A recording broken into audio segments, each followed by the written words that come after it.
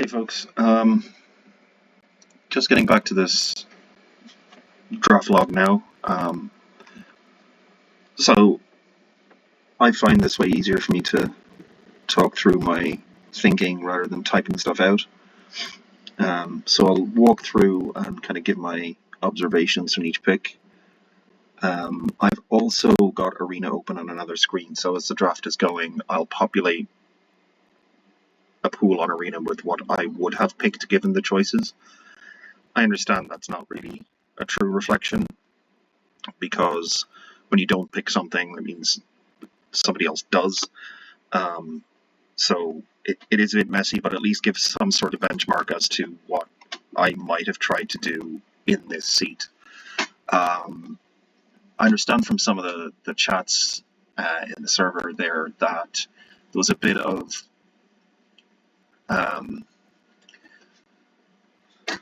kind of early pivoting from one direction to another. That could be maybe, it could be characterized in a different way as like staying open, and that is quite an art to be able to manage when to stay open, when to try and soft force and just take cards from one or two colors. My own habits over the years has been like, at the end of pack 2, if the last pack just disappeared, would I have a functioning deck in a particular pair or archetype or a deck for the format? And I try and have that answer be yes. And that means pack 3 is going to improve cards all across my deck as I pick them. It may lock you in using that approach a little earlier, but it's not something I'm absolutely married to. It's just a sort of a rule of thumb that I kind of do a check at the end of pack 2. I've looked through like 5 picks here, so I do have a little bit of information as to what's going on. And my initial thought is that there might be some misalignment of card evaluation, and I'll get to that as we go through. Everyone is going to have a different opinion on like this card is better than another, and although it's not perfect, like the 17 lands data sheet that shows which cards win more than others, even if that was just used purely to just go, I will pick the card in my color with the highest win rate from what's presented to me in the pack, that's probably going to give a better direction than feeling around with some uncertainty. Now, I'm not certain myself if there is actually uncertainty, or if there is that kind of almost a sense of like trying to find your way in the dark in a format where you're not completely familiar. So apologies if that observation is not correct. But I'll get to some examples to kind of explain exactly what I mean, and they'll come up quite quickly. So for pack 1, I know we have this problem with the 17 lands, but I assume this is right, and it almost certainly is. Okay, so we've got a Northwind Avatar in the pack. Next pick, I saw something Neil mentioned, that there's a perfectly serviceable blue card, but we take a white card here. Now, if we look through the whole pack, I think in a vacuum, the most powerful card is the Dream Beavers, and you can see here that actually reflects in the win rate. By taking Beavers here, you're saying, okay, I'm happy to forego my Northwind Avatar in the case that White-Black is open, because I think that A, White-Black is a really strong deck, and B, Dream Beavers is a critical part of it. Now, I agree that both of those things are true, but you effectively end up with a situation of you either take Dream Beavers and have the opportunity to be in a black-based sneak deck down the line, should that be available, and you only play one of your first 2 cards, or you take something, even if it's just a multi-land or a curve filler 3/1, that you're much more likely to play both of your first cards. I would take the bow here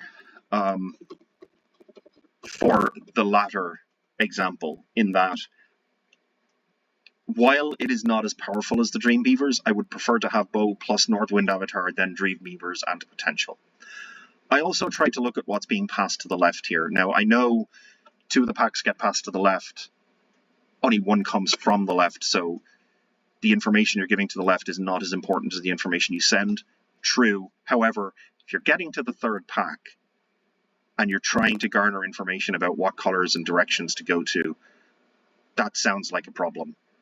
Really, if you can manufacture a situation where you're comfortable with your surroundings as to what you're passing to the left, and after the first few picks in pack 2, get an impression about what's coming to you, then I find having that sort of visual mental image of, well, I've not seen any red cards come from my right, and I've been giving a bunch of white to my left. So that probably means somewhere to my right there's a red drafter. It probably means in pack 2 I will unlikely see white cards if I'm giving a lot of good white to my left. Then that can narrow down the number of potential viable options of color choices and card choices in your seat. It's not perfect, but it's a model that I try to kind of mentally use to get a picture of what's going on. So for that case, if I do take the bow to go with the dragon, I'm expecting the Dream Beavers to be picked. I'm also expecting the Frog Butler to be picked as an important part of the the green kind of multicolor deck. There's then a bunch of kind of middling cards that are serviceable and good in most of the decks they appear in. Stuff like the Ice Cream Kitty, the Mouser Foundry, Oroku Saki, and I would consider Grounded for Life among there. So while I can see the idea that, oh, it's a good solid removal spell, maybe white is open, I actually think there's enough good removal, especially in white, but across the colors, I don't think it's as high a priority as the others, especially when the cards that we see have so many additional effects when it comes to them as being a creature. Quick example here. If Beavers gets hit with a removal spell, it's almost certainly trading up on mana for that removal, plus it's giving you the Enter the Battlefield effect. Even a chunky 5-mana flyer has an Enter the Battlefield effect. The Mouser Foundry creates a token. If you kill the token, it's already leaving behind the Foundry to do some more work. This can have an attack trigger unless it's dealt with straight away. Like, there's a bunch of small effects on creatures where you're almost always getting some little leftover gravy on top of just the base stats. So the real targets for me of removal are either things that allow me to get my creatures through in combat in the mid-game, or something that is a real important threat that I have to deal with, otherwise I'm just going to lose. Okay, so I take Bow here, you take Grounded for Life. Pack 3, having taken excuse me. Having taken Bow and the Northwind Avatar, I'm into the Curry Festivals here. The reason for that is there's a bunch of pieces, there's a bunch of things that allow a couple of different directions of 4 to 5 color decks. I know we passed the Frog, but we still got 2 pretty serviceable cards. A starting deck where we've got this blue-green shell that might reach into other colors, at least one of which is red good for the Northwind. Seems like a pretty promising start to the draft. On your right here,